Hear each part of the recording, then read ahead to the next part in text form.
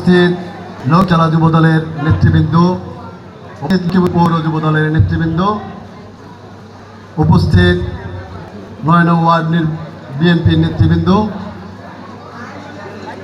আমার সম্মুখে আমার সহযোদ্ধা কর্মী ভাইয়েরা, আসসালামু আলাইকুম।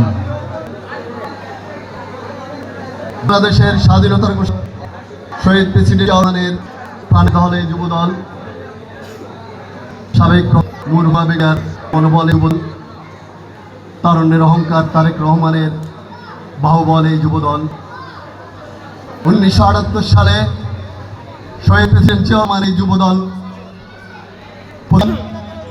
2018 সালের নির্বাচন 2024 সালের নির্বাচনে আমাদের অনেক যুবদলের নেতাকর্মী গুম হয়েছে, খুন হয়েছে, অনেক নেতাকর্মী মামলা হামলার শিকার হয়েছে। আজকে আমরা উন্মুক্ত পরিবেশে আমি আল্লাহর নিকট শুকরিয়া আদায় করছি যে আজকে আমরা শান্তিপূর্ণভাবে এই ৯ নং ওয়ার্ডে একটি কর্মী সম্মেলন করতে পেরেছি। দীর্ঘ 16-17 বছর রাজপথ আন্দোলন সংগ্রাম করতে গিয়ে আমরা এক দলকে খেয়েছি, জাতীয়তাবাদী দল বিএনপি এবং সঙ্গ সংগঠন। আমরা রাজপথে কোনো দলের এই ছাড়া কোনো দলের কোনো নেতাকর্মীকে উপস্থিত নেই। আজকে সম্মান, আজকে আমরা যখন জামাতের টিকিটের বিক্রির কথা বলি, আমরা যখন মবের কথা বলতে চাই, আমরা যখন কথা বলতে চাই, তখন একটির গায়ে পড়া শুরু হয়ে যায়। আমাদের চোখ রাঙিয়ে কথা বলে আমরা কি করেছি। আমি বলতে চাই সব গুপ্ত সংগঠনের বিরুদ্ধে, এইসব বট বাহিনীর বিরুদ্ধে বাংলাদেশ জাতীয়তাবাদী দল নয়, শুধু যুবদল এই প্রতিষ্ঠার যুবদলেই তাদের বিরুদ্ধে কঠোর সংগ্রাম গড়ে তুলবে। আমরা কোনো বট বাহিনীকে ভয় পাই না, এই যুবদল কারো রক্তচক্ষুকে ভয় পায় না।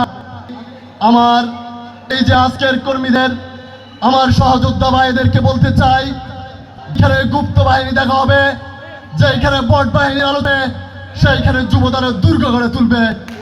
আমি বলতে চাই আজকে আমরা যেখানে এসে দাঁড়িয়েছি, এইটা আমাদের যুবদলের একটা প্ল্যাটফর্ম।